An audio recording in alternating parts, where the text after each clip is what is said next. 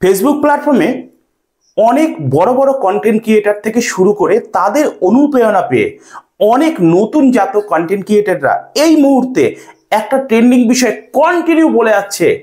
সেটা হচ্ছে আমার পোস্টে 10টা রিপ্লাই এবং 10টা রিঅ্যাক্ট করলে আপনার পরিবারে অজস্র পরিমাণে বন্ধু পাবেন এবং আপনার এঙ্গেজমেন্ট বাড়ানোর জন্য আমার পোস্টে 10টা করে রিপ্লাই এবং রিঅ্যাক্ট দিয়ে যান। তো আমি এইটার বিষয়ে আপনাদের বলবো যে আপনারা যে আপনাদের কমেন্টগুলো করছেন না, আপনাদের কমেন্টগুলো খুব মূল্যবান। আপনাদের কমেন্টগুলো ওয়েস্টেজে দেবেন না।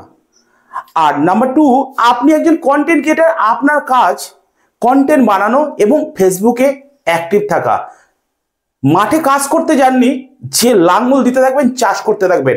মুদ্রা কথা খারাপ লাগতে পারে, কিন্তু আপনার যে 10টা রিঅ্যাক্ট এবং 10টা রিপ্লাই, এই জায়গাটা আপনি যদি সঠিকভাবে ব্যবহার করেন তাহলে আপনার পরিবারটা শুধু বড়ই হবে না, আপনার পরিবারে দর্শক পাবেন। আরেকটা ভাইটাল বিষয়, সঠিক ওয়েতে আপনি কিভাবে চলবেন, যেই বিষয়ে আপনাদের আজকে বলতে চলেছি। ভিডিওটা একটু লেংদি হবে, কিন্তু আজকে খুব গুরুত্বপূর্ণ টিপস দেব যে রিপ্লাই কমেন্টটা অ্যাকচুয়াল করা উচিত নাকি আপনার মূল্যবান কমেন্টগুলো কোথায় করা উচিত। তো আমি চলে আসি আজকে রিপ্লাই কমেন্ট নিয়ে। দেখুন বন্ধুরা, যারা এই ধরনের কন্টেন্ট বানায় তারা সম্পূর্ণরূপে পরিষ্কার কথা তার নিজের এঙ্গেজমেন্ট পাওয়ার জন্য, নিজের পোস্টটা ভাইরাল হওয়ার জন্য এই উপস্থাপনা বানায়। এইবার কথা হলো, আমি রিপ্লাই কমেন্টের কথা হলো, আপনি 10টা রিপ্লাই কমেন্ট করেছেন, সাপোজ আমার পোস্টে 10টা আলাদা আলাদা বন্ধুদের রিপ্লাই কমেন্ট করেছে। কি হলো, রিপ্লাই কমেন্টের ভিতরে কিন্তু আপনার কমেন্টটা ঢুকে গেল। কারণ প্রকাশ্য কমেন্ট আর রিপ্লাই কমেন্ট, এই দুটোর মধ্যে পার্থক্যটা বুঝুন। নর্মালি যদি আপনি কমেন্ট করেন সেটা হচ্ছে উপরে থাকে, কারো রিপ্লাই কমেন্ট করলে সেটা ইনবক্সে হয়, মানে ভিতরে হয়। সেই কমেন্টটা কিন্তু ভাসে না, সেই কমেন্টটা শুধুমাত্র ওই ব্যক্তিটার জন্যই হয়। এবার ভাবেন, আপনার যে 10টা কমেন্ট, এই 10টা কমেন্টের মূল্য আছে। আপনি এই 10টা কমেন্ট যদি আলাদা আলাদা পোস্টে করেন, আলাদা আলাদা কন্টেন্ট ক্রিয়েটরদের, তাহলে কি হবে? প্রত্যেকটা পোস্টে যদি 200টা করে কমেন্ট আসে, 200টা করে কমেন্টও আসে, তাহলে আপনার কমেন্টটা অবশ্যই 200টা মানুষের কাছে পৌঁছানোর একটা পসিবিলিটি থাকে, যদি কেউ কমেন্ট এইভাবে স্ক্রল করে দেখে। আর আপনি রিপ্লাই কমেন্ট করলে ওই একটা ব্যক্তিই দেখবে। অন্তত আপনি যখন আলাদা পোস্টে একটা নতুন করে পোস্টে কমেন্ট করবেন, তার আগে এবং পরের কিছু মানুষ তো দেখতে পাবে। রিপ্লাই কমেন্ট সিঙ্গেল ওই ব্যক্তিটাই দেখতে পায়। এইবার আপনি ভাবুন, আপনার কমেন্টটা রিপ্লাই কমেন্টে ওই ইনবক্সে একটা মানুষের জন্য করবেন, নাকি আপনার একটা কমেন্টের মূল্য যাতে মোটামুটি 10 জন 20 জনের কাছে পৌঁছায় সেই রকম করবেন। আপনার প্রত্যেকটা কমেন্ট মূল্যবান। কেন বলছি?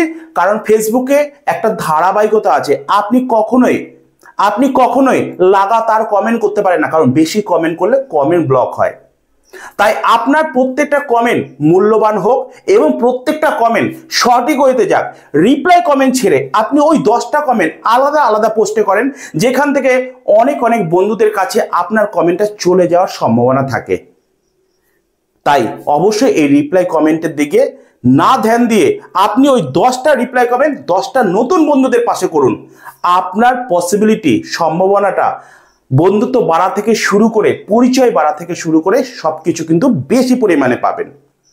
এখন ঘটনা হচ্ছে দ্বিতীয় কথা, আপনার পাবলিসিটি। আপনি কি জানেন আপনার পাবলিসিটির জন্য আপনাকে কমেন্ট করতেই হবে। আপনি যত দূর পর্যন্ত যেতে পারবেন, যত নতুন বন্ধুদের কাছে পৌঁছাতে পারবেন, তত দূর পর্যন্ত আপনার অ্যাক্টিভিটি বাড়লো। আর এই অ্যাক্টিভিটি থেকেই কিন্তু আপনার নিজের আইডিটা বিস্তৃত হচ্ছে। সফলতা পাওয়ার জন্য আমি একটা বারবার কথা বলি, সেটা হচ্ছে ক্যাটাগরি। আপনি যেই ধরনের ক্যাটাগরি মেনটেন করেন, যেই ধরনের উপস্থাপনা আপনি প্রকাশ করেন, কন্টিনিউ সেই ধরনের উপস্থাপনা আপনি করতে থাকবেন এবং ম্যাক্সিমাম চেষ্টা করবেন আপনার সিমিলারি যেই ধরনের কন্টেন্টগুলো এই ফিডে পোস্ট হয়, সেই ধরনের বন্ধুদের সাথে বন্ধুত্ব সম্পর্ক রাখা, তাদের পোস্টে মাস্ট বি কমেন্ট রাখা। কারণ সিমিলারি বন্ধুর যে দর্শক থাকে, তাহলে সেই দর্শকগুলো আপনার ফিডেও এসে পড়বে কিন্তু। তাই একদম এই কথাটা মনে রাখবেন, রিপ্লাই কমেন্টের দিকে না তাকিয়ে নতুন বন্ধুদের কমেন্ট করেন, ক্যাটাগরি অনুযায়ী সেই সমস্ত বন্ধুদের সাথে বেশি সম্পর্ক থাকেন, যাতে আপনার পোস্টগুলো দর্শকের পরিমাণটা অনেক হয় এবং আপনার পোস্টগুলো ভাইরাল হয়।